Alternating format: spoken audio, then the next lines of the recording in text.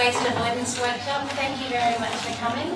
The workshop is presented by the Sustainable Homes and Communities program, which is a sustainable living program presented at both Darebin and Daniel councils, and it's all about how to live in a more environmentally friendly way. So before we get started, I'd just like to introduce colleagues and of course Samira, and then we'll get underway. So I'm sure you all know Samira El-Kafia. Samira was one of the finalists in the 2013 MasterChef, and we're really excited. She also happens to be a local Darebin resident, so we're really excited that she's one of us, part of our neighbourhood, and here to share some exciting recipes and food storage and avoiding food waste tips with us. I'd like to introduce Sue Phillips. Sue is my colleague from Darebin Council, and Sue manages the waste team there. And I'd like to introduce Vera Stewart as well. Vera is also one of my colleagues from Darebin and works with Sue in the waste team. And my name is Sam. I don't know if I just mentioned that. I look after the Sustainable Homes program. And we've got Costa and Tony in the corner who are filming us tonight. So that's everyone. So you're all famous tonight? Yeah. So the aim of tonight's workshop is to provide, some practical information about how to shop, cook and store food in a way that avoids food waste. There's, a number of reasons to avoid food waste, and the two reasons that come to mind, or the two most important reasons, of course, one is a financial reason. The food that we waste is money that we spend on food, and so money that we're throwing in the bin. But the second reason is an environmental reason, because when you put food waste in your rubbish bin and then that rubbish goes to landfill, it produces methane when it breaks down, and methane is actually 20 times more toxic than carbon dioxide. So every time you put food into your rubbish and it goes to landfill, you're contributing to the greenhouse gas and pollution problem. So for financial reasons and environmental reasons, a really good idea to not have food waste in the bin. So I'm just going to talk to you and show you some of the huge facts and figures around food waste. So you can see here that Australians throw away about 20% of the food we buy. So when you think about what you shop for or what you buy every week, 20% of that is a lot. So the average household, when you think about 20%, throws away roughly about $1,000 worth of food a year. Okay, so this, when you think then, what else could I spend this $1,000 on? It can pay, say, through electricity bills, it might pay your rent for a few weeks. There's lots of other really good things that you could be spending that $1,000 a week on. Sorry, $1,000 a year on. And then when you combine all those together, everybody in Australia, we waste about $8 billion worth of food a year. So it's huge when you think of the amount there. So an estimated 20 to 40% of fruit and veggies are rejected even before they make it home with us. And if you add up all the food that all of us waste every year, we've got 450, nearly 500,000 garbage trucks worth of food. So I guess all of this is just going to show that there is a lot of food waste happening out there. And even within Darebin, we've done an audit of bins, and about a third of people's rubbish in their bin is food waste. Some of the key reasons, you can have a little read as well, that we waste food, and I know that I've been guilty of some of these as well, especially the first one. Going to the supermarket when I'm really hungry and buying way too much, thinking I'd like to eat this now, and I'd like to eat this, and I'd like to eat that, and I eat a little bit of it and then waste the rest. Another one, not checking in the cupboard or in the fridge to see that what you're going to buy you don't already have. I've done that too. I've come home with a bag of rice. I need to realise I bought the same bag of rice last week, and now I have 2 bags of rice in the cupboard. So, I guess other people might have done that too. Using a list or not using a list when we shop, and just wandering around the aisles and buying a bit of this and that rather than sticking to what we actually need. Not storing food properly, perhaps cooking too much. Not knowing what to do with leftovers is a big thing, and Samira's going to help us out with that tonight. Eating out instead of cooking what we have at home. Alright, so with that I think we'll get on with tonight's workshop. So Samira's going to talk us through what she's going to cook, and we're just going to have a little question and answer along the way about how she stores food, how she cooks food, how she shops to avoid food waste. And if you guys have questions along the way, along the same lines about how she might do those things, please pop your hand up to us. So I guess with that I might start and ask you, what are you cooking tonight? Okay, so tonight, and I mean literally leftover rice. I cooked this 2 days ago on purpose, so we could see what we could come up with it. Now, there's a few things on the menu, but I'll go through each one as we're talking about it, so don't get confused. So leftover rice, what would you usually do with it? Plain boiled rice. Anyone? White rice. Yeah? Anything else? Yes, you can freeze it. Rice pudding. Sorry? Rice pudding. Yes, rice pudding. Yep. Anything else? Rice porridge. Good work. Sushi. Sushi, yes, good work. There's a few things we can do with it. Rice is one of these types of ingredients that lasts a while. So you can have it for a week in the fridge and it won't go off, or you can freeze it up to 6 months because there's no animal products in there. Now, what I like to do is arancini balls, make pilafs with it. There's heaps of things you can do. And the fact that it freezes well, you can leave it for a stew. So today we're going to make arancini balls. Something very simple. Rice, I boiled some peas, put it on top, bit of Parmesan cheese. Peas, I always have in my freezer, I love it. And over here, what I've done is I've sauteed, just on medium heat, a bit of onion and garlic as well, just to add some flavour to that rice, to bring it back to life. So it's not boring. Because the last thing you want is a boring dish. Okay, yep. Doing that. So can I just ask you, when you're planning your menu for the week, Yep. how do you know, I guess, what to buy, how much to buy, so that you don't end up with a whole lot of wasted food at the end of the week? Yep. Basically, for me planning my menu, I try and get 2 dishes out of 1. That's the way my brain works. So if I'm making, just say, pot roast, I'll make sure I have pasta, so that way I can use the leftover meat and that gravy sauce, boil some pasta, chuck it together, then you got a ragu, similar to a ragu. So you got to always make sure you can do something out of it, and I think it through. So all it takes is literally 10 minutes, search through the fridge, see what there's there, and basically make a menu for 5 days, not 7 days. So when you do go shopping, it's 5 days of meals, you got 2 days for leftovers. So there's no reason for that to be thrown out at all. Now with this, just give it a good mix through. So 2 cloves of garlic crushed, half an onion. I don't think there'll be houses without half an onion. If there is, I'll be shocked. All right, I'll look at you when I do it. And just give it a good mix through. Now, to make this, it's basic stuff you have at home. You got stale bread, blend it, you got breadcrumbs. A couple of eggs left over, add a bit of milk, whisk it, you got the egg wash for the arancini balls. And plain flour, it doesn't go off, so it's a good staple to keep at home at all times. Now, give me 1 second, I need to wash my hands. I'm a bit with washing hands, sorry. So when you think about, when you said like you make a plan for 5 days instead of 7, Yeah. and then you have a little what's in your cupboard, what you've got, so then you put a list together, yeah? And I see what's left over at the end of the week, yeah. and I make sure I do not go to the shops, because you can always make something out of what's left over. Yeah. And then just match ingredients together. Google, what can I do with leftover chicken breast? What can I do with leftover peas? And Google will be your best friend. It'll give you the answers to everything. It got me into MasterChef, so there you go. So basically with the rice, squash it together, it's still going to fall apart, yes? You've got to bind it with something. So you got your egg wash. You're going to use a little bit of the egg wash to help bind it. So a little bit of egg wash. What's an egg wash? It's a couple of eggs cracked with a bit of milk, whisk it up, add some salt, some pepper, and throw it straight in. A drizzle of oil. You need something that'll help it stick together. Now, traditionally, arancini balls are meant to be made with short or medium grain rice, so a very glutinous rice. Here we got long grain, so we are going to make it work.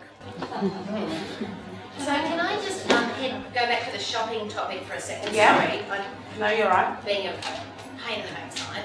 But I know when I'm preparing, thinking about what I'm going to eat for the week, I make a little shopping list and head off because, like I said, I'm really guilty of cruising the aisles when I'm hungry and buying a whole lot of stuff that I don't need. Yeah. So I make the list so I make sure I stick to the list and don't buy any extra stuff. Do you do that, or are you kind of a bit of an aisle cruiser? So I get really interested in things I've never seen before. So if there's a spice I don't know, I grab it. That's me personally though, because I'm really into food. Before I was so into food, I would only buy what's on my list on purpose. Because it's amazing the way things are set up in supermarkets. It's set up in a way to attract you to it, to make you want to buy it. Things are set up on specific aisles and specific lanes to make you want to get it. It's just like all those little chocolate bars as you're paying for everything, so you can grab them on your way out. And another trick for me is to go to a cafe before I go shopping. I give myself 5 minutes. I will have a coffee, I will have a biscuit, something to snack on, so I'm not hungry when I go in. Good thinking though. Yeah, because when you're hungry, trust me, you will overspend. And I know that because of Ramadan. Whenever we're fasting, I go in and I literally buy the whole store. And then at night, I'm thinking, I so can't eat anymore. And so do you try to buy local and seasonal produce as That's well? right. Yeah. I like to buy what's in season because, and not only that, local produce as well is very, very important to support local businesses. I find sometimes we do tend to veer off to get supermarket products. It's there, it's easier, you're in there, but you actually do get better products from the local store. So go to Preston Market instead of going, I'm going to get in trouble, instead of going to Coles. Yeah, there's a big difference in quality. As the Coles products, as soon as you wash them, it rottens straight away. Whereas you go to Preston Market, you get a good week and a half out of it. So you don't want something that'll have to be thrown out straight away. And here's my other little kind of enviro message is that if you buy seasonal and local food, well, especially buying, it's not travelled the miles and miles and miles and miles from wherever to get here. So again, it's not used petrol and oil to make it from wherever it was made to our supermarket shelves. So again, it's not only better and cheaper and fresher food, it's better for the environment and not using as much petrol and oil and stuff. So basically with this, now we've binded it with some egg, a little bit of milk, we've got the Parmesan cheese to help make it sticky as well, the rice, the peas, the salt. You don't need a lot of salt because you already seasoned your already seasoned your rice while cooking it. Once you manage to get a ball out of it, you dip it in the flour, like you're making a schnitzel, in the egg, in the breadcrumbs, and you're done. Leftover bread makes the best breadcrumbs. It's better than buying the stuff that's been pre-packaged and been sitting there for God knows how long. And rustic works. You don't need a perfect ball. Rustic is just, check that out. That's so rustic. That's the new word when you can't perfect something. So you had a question, Mr. Mira, yeah? Go for it. Yeah. Trying to ask. When I said question up here. Yeah. Sorry, love. That's all right. When I cook short grain Thai rice, I always find it's really sticky. That's right. Yeah. So when it's left over, I find it very hard to separate for, say, fried rice or something. Is there a reason for that? Or? Yeah, short grain rice is very glutinous, so it will stay sticking no matter what. So if you do want to use it, if you put it in the fridge, let it go really cold, you can fluff it up with a fork if that helps. But generally, it's the long grain rice that won't stick. So I like the taste. I love the taste of short grain. Medium grain is, I always have that at home. I hardly buy long grain at home. But just make it work. So if you put it in the fridge, can you put it in a bowl and have it laid, like a thick layer, or do you have to dry it out? No. Pop it straight into a bowl. Let it cool down first. Then put your Glad wrap on top, and then just straight into the fridge. And always remember, in the fridge as well, one mistake a lot of people make is they always put meats on top and the rest down the bottom. Make sure your meats are down the bottom because they will drip. They do have a smell and it'll just ruin the rest of the products in the fridge. So I think just a little bit of organisation in the fridge also helps your food go a long way. So dairy, cheese, milks, top shelf. Then you go your fruit, your veg, your rices, whatever it is that you want in between, and then your meats down the bottom. And then also, when in every fridge you've got the drawers down the bottom, take your fruit and veggies out of the bags. Put them in the drawers. They'll actually last longer. When you keep them in the bags, they'll sweat and it'll sog it up a lot quicker and make it a bit more rotten. Can I just ask a question about the breadcrumbs? So when you've got old bread, like stale bread, can you freeze that and then use it for breadcrumbs later on? Yes. Yeah, You okay. can definitely freeze it. Because whenever you freeze something, as long as it's in an airtight container or sealed well, no moisture could get into it. So when you take it out, let it dry up and then blend it. Or even chuck it in the oven for a bit if it is a bit soggy. Yeah. Let it dry, then blend. That's And you should be right. Yeah. So next, we are going to make bazella. Can we just take 2 minutes to show the little shopping Can I video? grab someone else to help as well? Yeah, sure. Yeah. Can lead to us spending needless money on food. About $1,000 a year, in fact. The problem is that we overbuy. We don't use a shopping list and we tend to get swayed by special deals. While it may seem like a great idea at the time, if it has no purpose, it's probably going to end up in the bin. We also don't meal plan. With all of our priorities, we jump into the week having no idea what we're going to have for dinner tonight or tomorrow, or even the night after. This leads to us having multiple shopping trips, buying lots of takeaways, and the 5 p.m. menu stress. By the end of the week, we just have some wilted produce in the fridge and a bunch of leftovers we haven't used. The problem is that we don't know how to use the ingredients in our fridge. We're not like our grandparents who knew how to make food go the distance. So when you try something new, it's often good to have a little cheat sheet. The FoodWise meal planner actually takes our delicious recipes, puts them into a meal planner for you, and then gives you a shopping list on the go. The important thing when you're actually doing the meal planner is to make sure it fits into your schedule. A meal planner is meant to be flexible and suit your lifestyle. Visit foodwise.com.au and give it a go. Now, if you do have a shopping list, you probably should try to stick to it and not buy those unwanted, unnecessary goods. Oh, and before you go shopping, have a look in your cupboards, because let's be honest, that extra bottle of tomato ketchup probably isn't going to help anybody. The more time that you spend cooking and shopping, the more you realise how you do it. So if you're finding that you're wasting something all the time, just commit to buying it in smaller amounts more often. That way you use up everything in your kitchen and you restock when you need. Because we all know we can't just sit here anymore. It's time to do something. The key messages there, like we talked about, was get a meal plan happening, plan your meals for the week. Make sure it's a meal plan that's achievable, if it's, if it was me, it would be a very, very simple meal plan, so make sure you can achieve it. Look and see what you've already got in your cupboards and fridge so you don't need to buy the same things again, and write a list. You'll stick to your list. Okay, Bazella, it's one of my favourites at home. It's basically using up leftover veggies. So 2 carrots, 2 potatoes, half an onion and 3 cloves of garlic is all I'm using, vegetable-wise. It's a great dish to use with leftover rice as well because it's kind of a casserole / stew. It's just a dish. You serve it on top of the rice, so it all gets mixed up together anyway. So you start off with a bit of oil, roughly 2 tablespoons. Now you get the heat on high just to bring up the pot to a high heat, just the temperature. Now, I've got leftover garlic in here. Sorry. Now what we're going to do is, sorry love. No, you're right, Dad, you go. Once this comes up to heat, you add your onion and your garlic, drop it straight down to a medium heat. The reason is we don't want to colour it, we don't want to burn it, we just want it to be translucent, we want to just cook it until it's a bit softer. So one of the other reasons that we waste food is that we don't store it correctly. So with things like potatoes, carrots, onions, garlic, the veggies that you're putting in this stew, Yep. how do you store them when you bring them home from the supermarket or the market?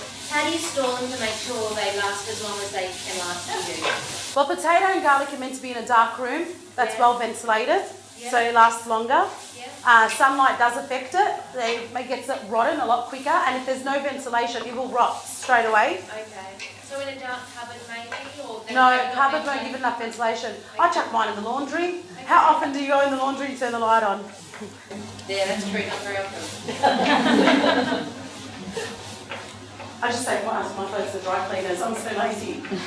And then what about carrots? Carrot is fine in the fridge. Is it? Yep, it's fine in the down fridge. the bottom in the crisper out of the bag, like you said? Yep, that's right, in the bottom cupboard. Yeah. 3-4 cloves of garlic, whatever you have, just add it in. If you don't like the really strong garlic flavour, what you can do is just chop the garlic finely instead of crushing it. When you crush the garlic and bring it down to a fine paste, it is a lot more powerful. But what's a dish without garlic and onion? And then what do you think of garlic that's in jars? If a person doesn't use garlic often and knows their garlic will go off, the jars are fine. I mean, it's just minced garlic. They do add preservatives to it, obviously, so it lasts longer. But I say if you know your garlic will go off, use the jar because that does last a long time in the fridge. Like I even buy, as an emergency, the squeeze because I use a lot of coriander. I love frying off garlic and coriander together. So I get the, those tubes that you can squeeze? I chuck it in the fridge and it just lasts forever in there. So speaking of coriander, because I think lots of us like to use herbs in different dishes. Yep.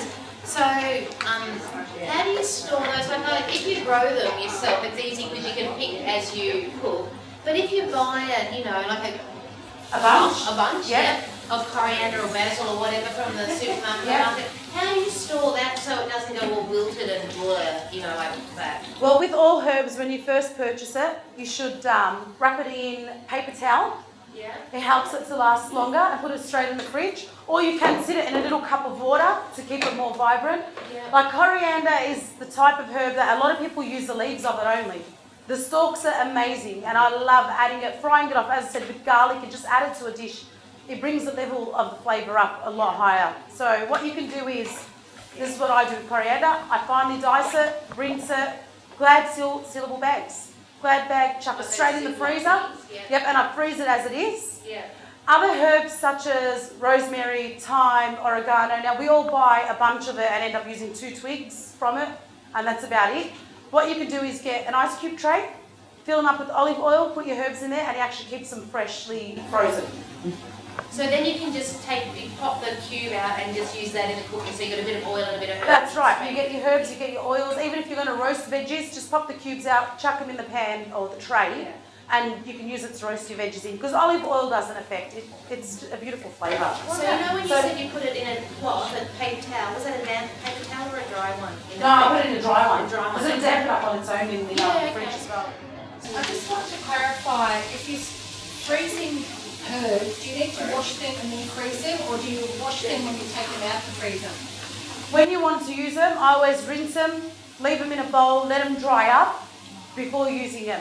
If you chop them while they're wet, it'll sog. And even chopping, something as simple as chopping herbs, a lot of people do wrong. So parsley, for example, they dice the julienne the parsley, and then they go over it with the knife again. You're bruising the leaves, the flavour's coming out of it, and you can tell it becomes wet. You don't do that. You want to take your time, do it in the one go only, and don't go over it. Because the flavour, it does destroy the flavour.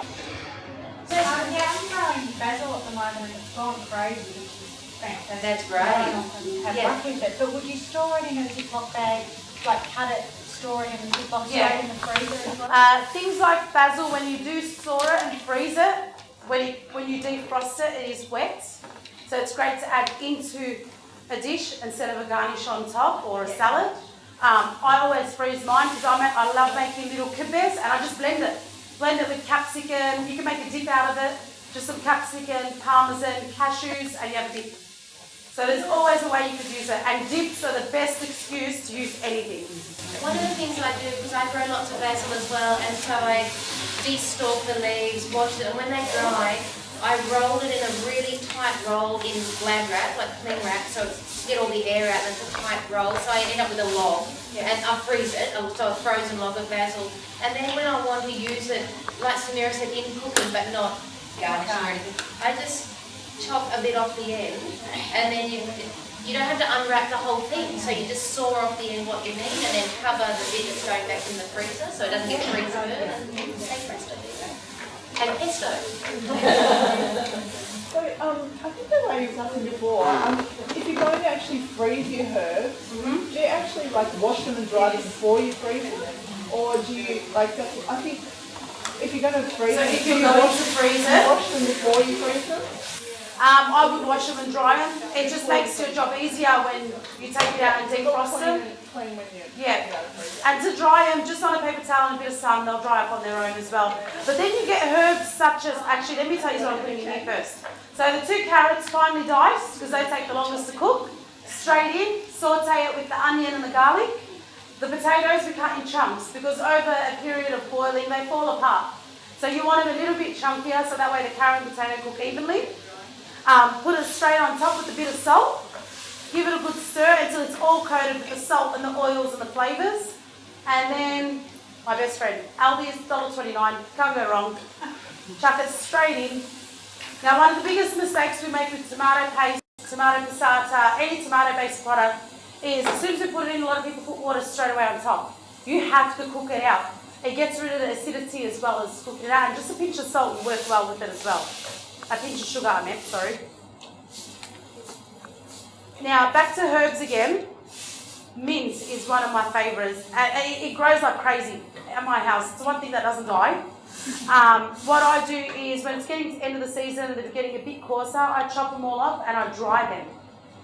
make mint tea out of it. It's amazing. Just pop it in some boiling water, and as soon as it goes yellowish, you got the best Moroccan mint tea you could ask for.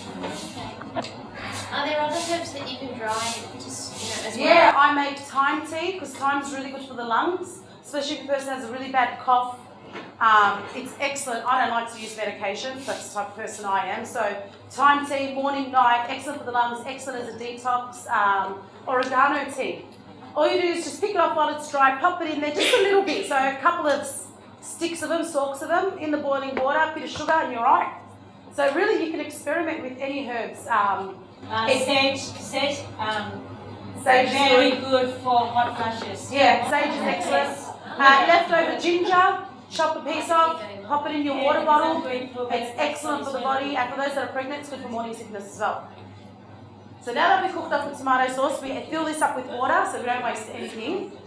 So I think today's workshop is all about saving, not wasting. So if I was to give you a whole list of 7 different spices, you go out and buy it and probably use it once, and then that'll go into the bin. So I just wanted to make it very flexible. So yes, we're cooking a Middle Eastern dish. No, we don't have to add the spices, it'll still work. What sort of spices would you? You can go, there is a store on Gilbert Road that has pre-mixed spices. They're called Hassoun Coffee. And they have this, you feel like you're in the Dubai souk when you go there. It's just spice galore around you. There's a Lebanese spice mix. And they come in little packages and larger packages. They're only a couple of dollars. I'd put a pinch of that with a bit of black pepper and you can't go wrong. A little bit of chili. And if you store it in a sterilised jar, it'll last up to 6 months. People do say spices need to be thrown out every month. No. If it's in an airtight jar, if your fingers haven't got in there, it will last 6 months. Now peas, as I mentioned before, it's one of my favourites. You can't go wrong with peas in your fridge. The kids always eat it, that's the main thing as well. What other staples do you keep in your freezer other than frozen things? Bread. Yeah. I always get my bread fresh and freeze it, so I'll buy 20 packets of pita bread. I've got a large freezer. I'll buy 20 bags of them because I know we go through them quite quick. Straight in the freezer, take it out the night before, defrost, it's fresh the next day. Okay. That's a good tip. And then any leftover foods, Glad bags, not advertising for Glad, but their bags is the ones that I go for because you get the double lock. Put the food in there, flatten it out, seal it, label it. Because before I used to freeze things in containers. I'm like, what's this now? And I'm defrosting everything and not knowing what it was, and it goes to waste. Because once you defrost it, you cannot freeze it again. So when you say like flat, you kind of get it flat in the bag, yeah? In the bag, And yeah. put it like flat, like a flat thing in the Yeah, because you can fit more stuff. Like my freezer's chockers. I make kibbehs, I make falafels, I make everything and I freeze it. So it's there for me, easy access. And a lot of that stuff you can just get out, deep fry it without defrosting it, and you're done. That's it, the meal's there, it's ready. So especially for people on the go that don't have time, freezer's your best friend. So labelling and freezing it flat, yeah? Yeah, that's right. Because it would defrost pretty quick if you pull it out. Like if it's not... It does. frozen The like flatter it is, the quicker it defrosts as Yeah. well. And then just some water in a sink, just pop the Glad bag in there, it's defrosted within minutes. So you don't have to wait all day for it to defrost. One of the other mistakes that I've made in the past is I'll freeze stuff in big blocks, like bigger than I can eat in one go, you know. So then I defrost it and I've got about 4 meals worth of the whatever it is. And you can't freeze it again. Yeah, and then That's I have right. to have 4 dinners in a row that's the same if I don't want to waste it. So do you agree Smaller on small amounts, bits? yeah. And in like meal size kind of? Or Because I've got children, I don't do just one portion size. I know how much my family would generally eat and I'd portion it off to that size, so I do get the larger bags. But Yeah. if I was to cook for myself, I'd definitely do in portion size because there's no point of defrosting the whole thing. yeah. Little bit of chili flakes, that's going to give us a flavour today. Now if people have heartburn or acidity issues with food, the best thing is a teaspoon of bicarb straight into the tomato sauce, something my sister-in-law's mum taught me, she's Italian, and a teaspoon of sugar. Gets rid of all the acid, so it won't upset your stomach. If you've got ulcers or anything like that, it won't hurt your stomach and you can still eat it. Alright, so that's going to boil away. We just leave it, do our housework, do whatever we need to do, and then get back to it. Next step, fruit.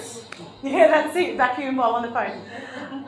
Fruit, a lot of fruit goes off. We seem to buy too much and not use it all. For example, watermelon, you find it for 50 cents a kilo at Coles, you're like, yes, 50 cents a kilo. You buy a whole watermelon, you're not going to end up eating the whole thing within days. So one of my favourite things, and this is my little treat, I've got to move over, don't I? Sorry to the cameraman. My little treat for myself at the end of every night, and I don't care what the weather is outside, I make myself a mocktail. Now obviously I don't have alcohol, for those that do, splash it all in. Make myself a fruit mocktail, I head outside to the backyard, got a little umbrella in it, and I sip away on it, just giving myself 10 minutes.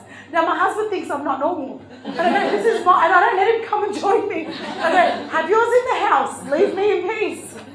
So, easiest way to make a mocktail, leftover watermelon, because that's the biggest one to go off. Sorry, 1 second. And mint, another way to use your herbs. So do you have to store watermelon in the fridge, Samira? Yeah, it should be stored in the fridge. When you first buy it and it's closed, it can be outside on the bench. But as soon as you cut it open, it has to be in the fridge. Glad wrap it really well as well. And it does last probably a few days, depending on the quality. Now, I do the little test. I don't know if you see people do it in the markets. We pick up the watermelon and we tap it. And as soon as you hear an empty, hollow noise, you know it's a good one. If you don't hear that, it's a shocking one. I learnt my mocktails from overseas, and every time I go to Dubai or Egypt, I just live on mocktails. That's why I lose weight when I come back. But they blend up strawberries that are going off. They'll literally whiz it up, pour it in a cup, whiz up mangoes, pour it in a cup, and then you can get a bit of banana with some condensed milk or some honey, whiz that up, pour it on top, and you just got yourself a fruit mocktail. And when you get a clear cup, it looks quite exotic. So is it fair to say that basically any fruit that's on the way out, so That's right. you could do this? That's right. And then fruits such as apples, for example, I would make an apple pie with it, and it's so easy. You could buy store-bought pastry, short crust, if you can't make your own. Saute the apples with a bit of butter, a bit of brown sugar, add a bit of vanilla if you want, or cinnamon stick. I love cinnamon with mine. And then once you do that, get the pastry straight on top, pan in the oven. Once it's all crispy, flip it over. You don't even need a top part on it. Just scoop some ice cream on it and you'll be right. Okay, so watermelon straight in. Now these bottom bits, a lot of people leave them and throw them out. There's a lot of flavour in that, so do not throw it out. And the benefits of fruit and vegetables is through its skin. Now I understand we can't have orange peel, but you can zest it in a salad. Lemon skin, excellent for your skin, for your body. Zest it in a salad. It brings up lots of flavours. So we got watermelon in there and some mint leaves. Sure, I need to practice. Thank you very much. Now with the mint leaves, don't use the stalks, they don't taste great. But once again, for tea. So see how we've just broken some mint leaves off? So this, for example, if your bunch of mint has been broken to this, would you use it or would you throw it? You'd use it? Yeah. Anyone would throw it out? It's normal to throw it out because the leaves are pretty much ripped off it and there's nothing left. Dry it. Use it as a tea. Use it with cucumber and yogurt. Dip. So what we do is dice up some cucumber, mix it through some yogurt, dried mint leaves on top, salt, Bob's your uncle. And then I guess, when sometimes there's unavoidable food waste, sometimes there are things that you just can't use, and that's when we compost and worm farm, I guess. That's right. Right, when it's been absolutely exhausted.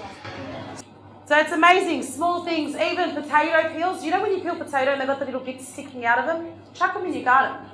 Potatoes will grow from them, and you don't even need to bury them. Even broad beans, soak them. Dried broad beans cost you $1 for a kilo, I think, or half a kilo. Soak them in water, and it's as simple as throw them in your garden, toss the soil, and this is in winter. By summer, you will have trees this long and beans just hanging off it. So there's a lot of things you can use in the garden to grow. And once again, Google is your best friend, and you learn all of that from Google, all life experiences. Okay, so mint goes in. It's smelling so good. I love the smell of mint. And blend it, and you're done. That's all you have to do for the watermelon and mint mocktail.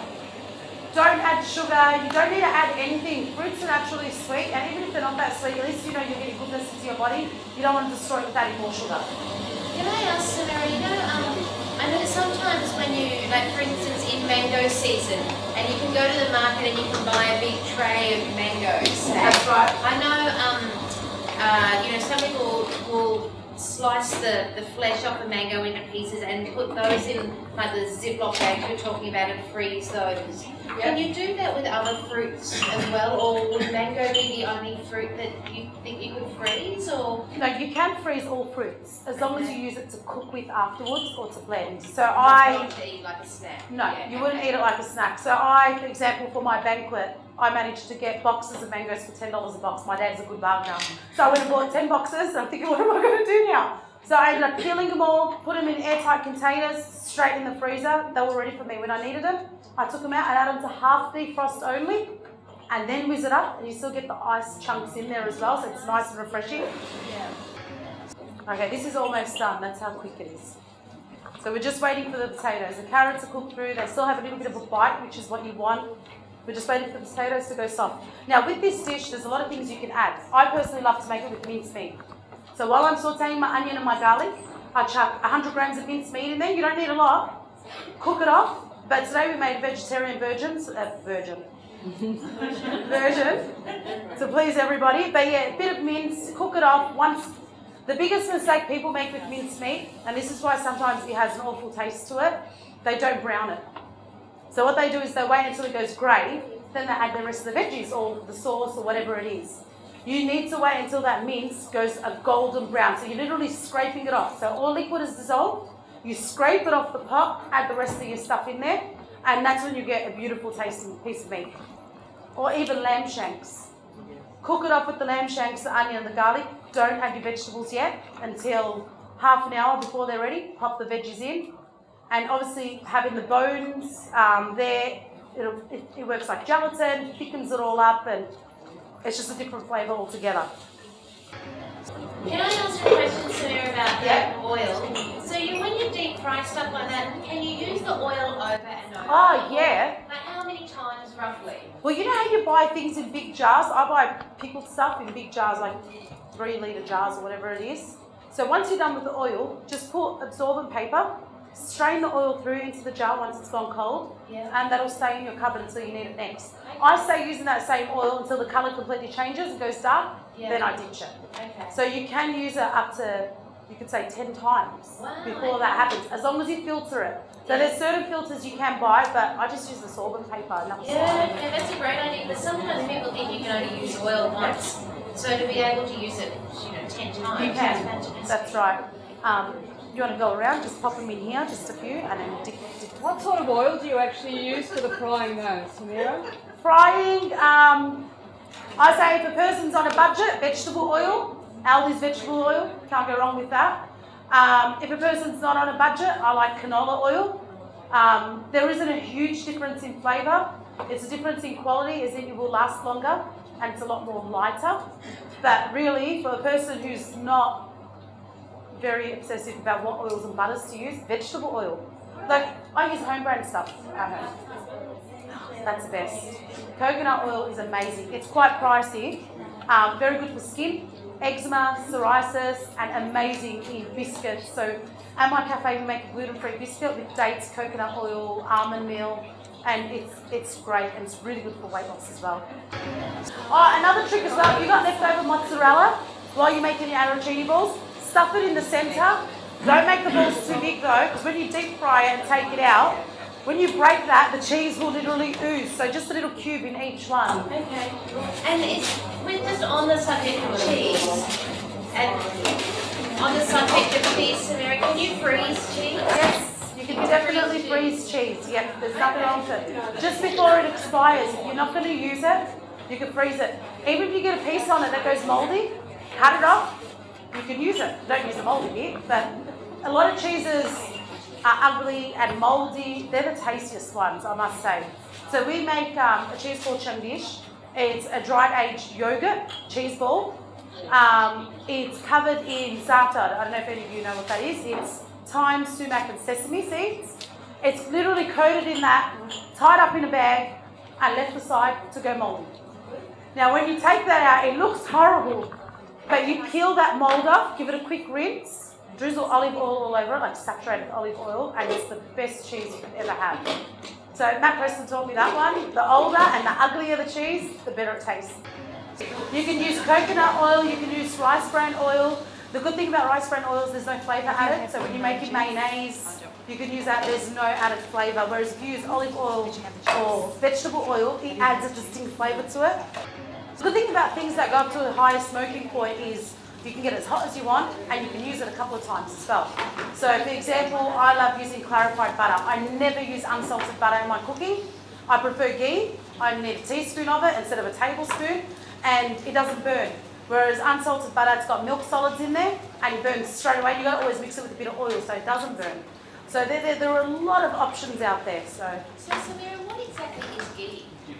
clarified butter. Clarified butter. Yep, so it's basically unsalted butter but without the milk solids. So if you put on a really low heat, it'll melt and you'll find that butter will separate. The milk solids will move and then the actual butter will be there. That's what ghee is. Can I ask you another question, Samira? Sometimes the whole thing, like the use by date and the best before date, confuses people. And so, what's your take on the difference between the two, and really what dates we should pay attention to and not? You know, what do you think about that? Use by dates, throw it straight out as soon as you reach that. Yeah. Best before, I'd smell it and taste it first. Yeah. Like it just says that it's at its best quality before this date. So it doesn't necessarily mean it's off a few days later. So if it's best before, just give it a little test, but use by straight in the bin, yeah? Yep, that's right, definitely. You can use things such as if you got milk that's going to go off and a tub with a little bit of yogurt in there. You can actually make yogurt out of just those two ingredients. It's amazing. You can make, what I do is whenever I find milk on special at the markets, the shops, so you can get 2 litres for like 50 cents sometimes because they're about to go off. With full fat.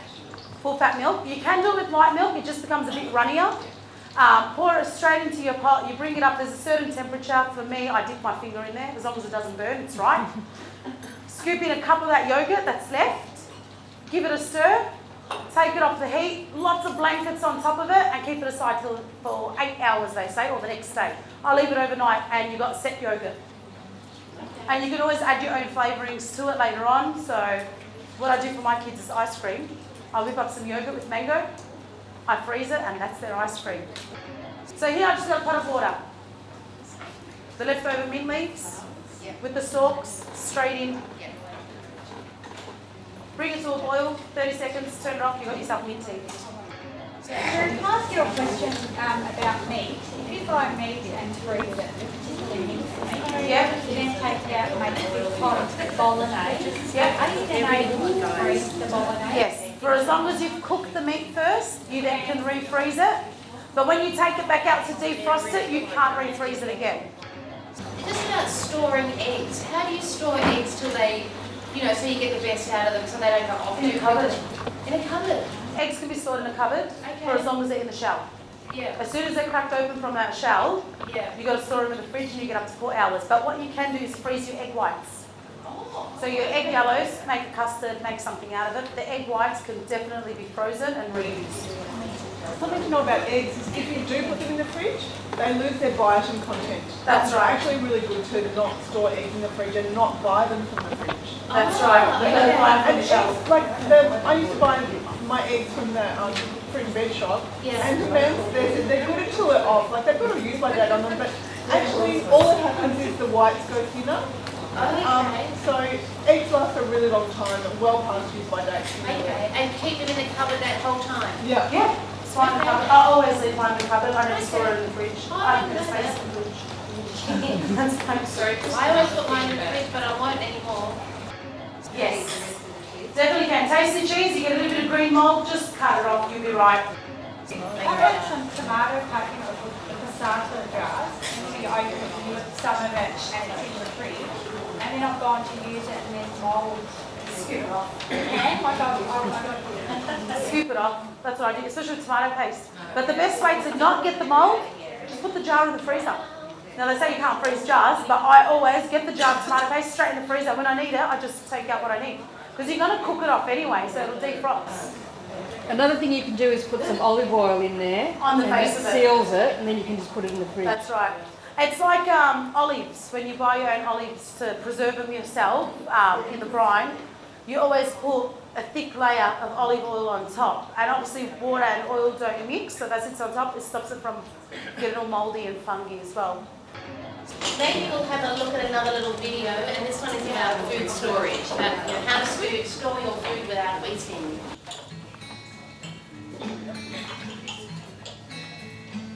The way that we store our food can determine whether our food gets eaten or thrown in the bin. Unfortunately, simple things can go wrong despite our best intentions. In Australia, we throw out $2.18 billion in leftovers and $566 million in takeaways. One of our biggest mistakes is putting our leftovers in the fridge. They get shoved to the back, and by the time you find them in a couple of weeks, they're going into the bin. So what do? Well, we organise our fridge. First things first, make sure that your fridge is set at 5 degrees Celsius or lower. Then, have a look at our infographic and work out where things go in the fridge. The basics are pretty simple. The top part of the fridge is warmer, so put your ready to eats up here. As you move down, it gets colder, so your perishable vegetables and meats go in the bottom section. The vegetables should go in a crisper, and always make sure your raw meat sits below any cooked meat.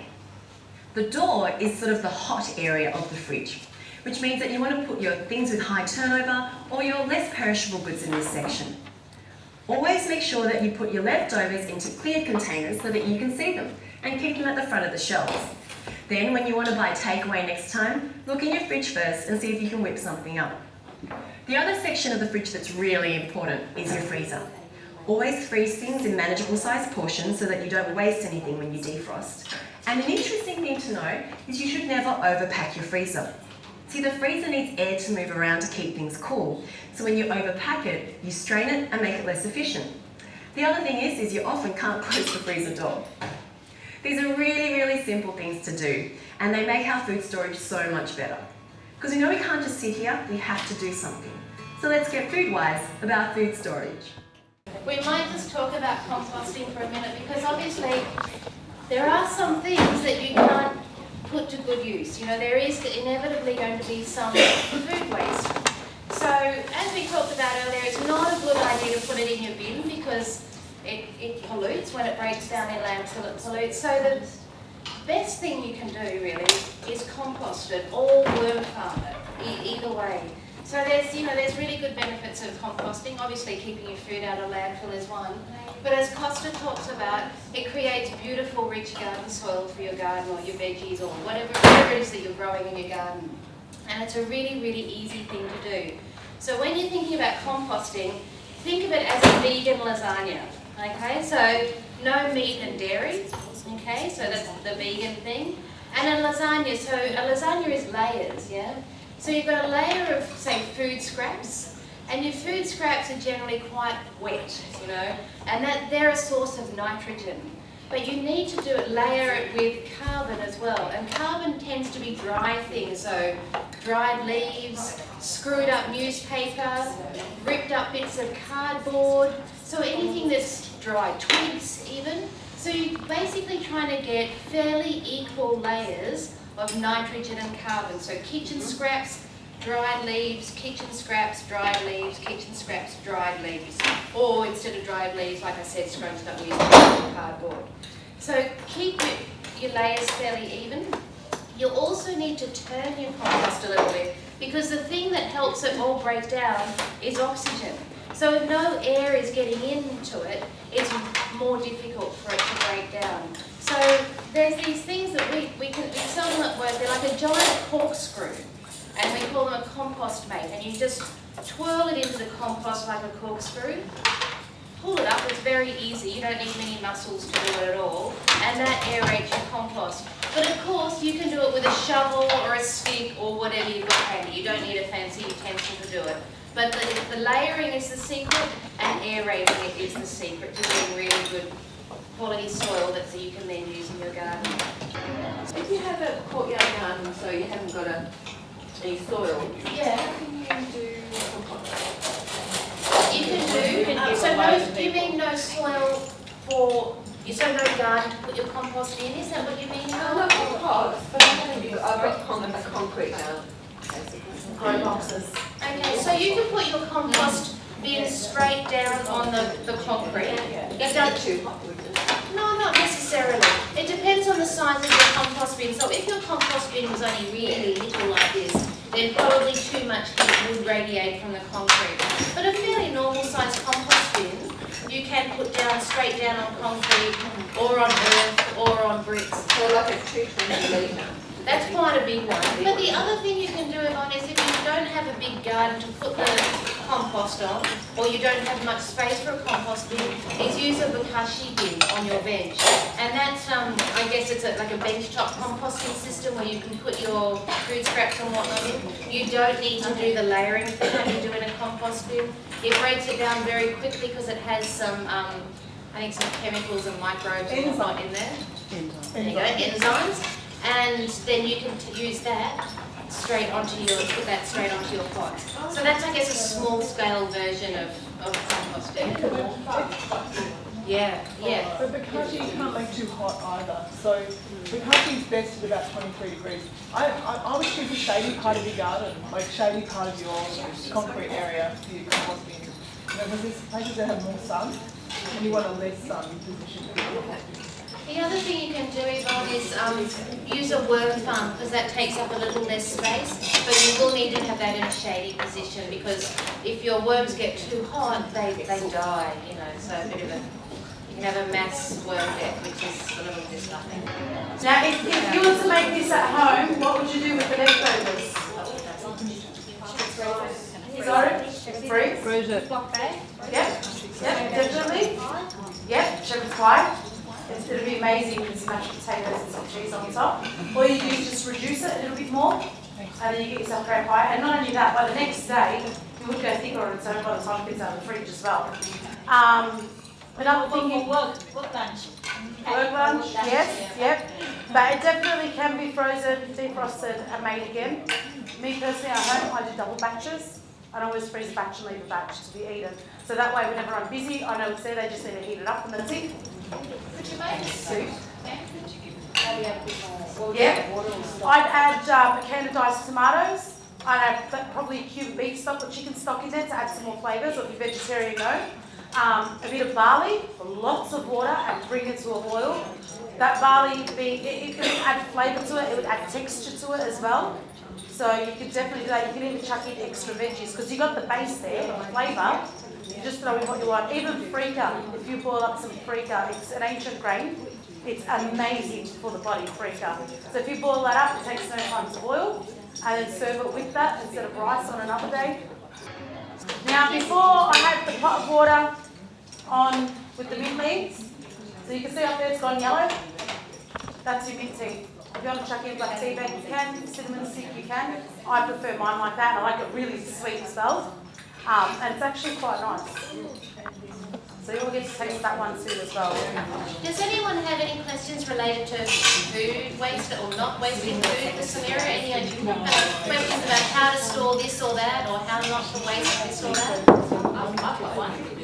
Mushrooms scenario. You know how sometimes you like leave them and they go a bit like they're hard, like they go a bit dried out on the outside, and yeah, they're a bit slimy on the bottom or whatever. Is there like a cheap thing that you can do with them?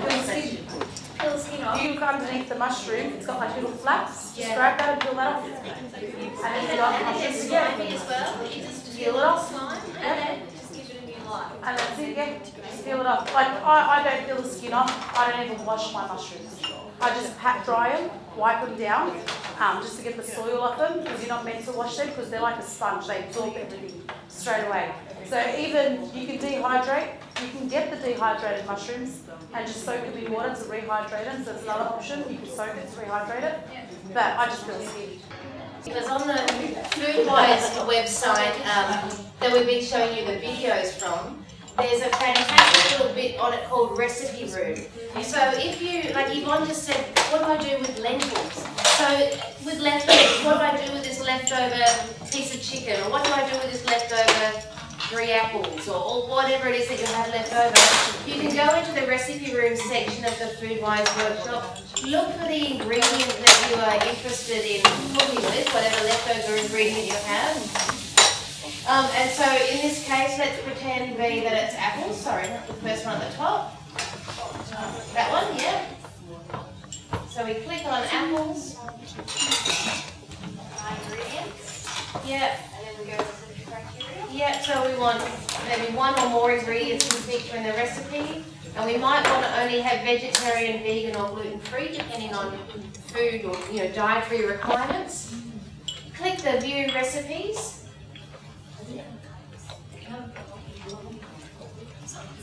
Oh, okay, so apples. Okay, and there we go. A bunch of recipes comes up that uses apples. So it's a really interesting and useful resource, just to, sometimes it's really hard to come up with ideas if you've got a leftover blah blah. There's a couple little websites we'd like to, show you. The first one that we've been using tonight a lot is the Foodwise website. That's had all the information about food waste. It also had the videos that you've watched. It also is where we found the cheat sheets. The sheets that you've got, that you were handed when you came in with the blue top. We found those there as well. The Food Know-How website is a great little website also about food waste and has some really good tips about composting and worm farming as well. And the Food Know-How program has been a partnership between the Yarra Council and a group called Cultivating Community, and the whole purpose of that program has been to reduce food waste in the city of Yarra. So heaps of good resources and recipes and whatnot there as well. The last one, Sustainable Table, that's a really great website as well, and there's a tab on the right that says Hungry for Info. And that gives you lots of different, lots of information about lots of different food-related topics that have, environmental kind of impact or connection. So, for instance, there's a whole section on there about eating less meat or eating ethical meat and eating sustainably sourced seafood. And there's a bunch of stuff on food waste as well, but it's a really interesting, ethical food website. It's worth having a little look and reading the information there. This is your end of evening cup of tea. It's always time for bed. And it won't keep you up at night. Caffeine free. Yeah. So this is what you've made with the leftover twigs and meat. That's right. So there was hardly any leaves on it, so it was mainly the twigs. And then you can dry those out and reuse them one more time. They'll still have flavour in them. So firstly I wanted to mention the handouts that you were given when you came in. There's some really useful information there about saving, not wasting food. There's a great little food storage chart to do with fruit and veggies, how to best store your fruit and veggies. There's information about smart shopping, shelf lives, storing food generally. So I'd just like to finish off the evening by saying an enormous thank you to Samira for coming and sharing.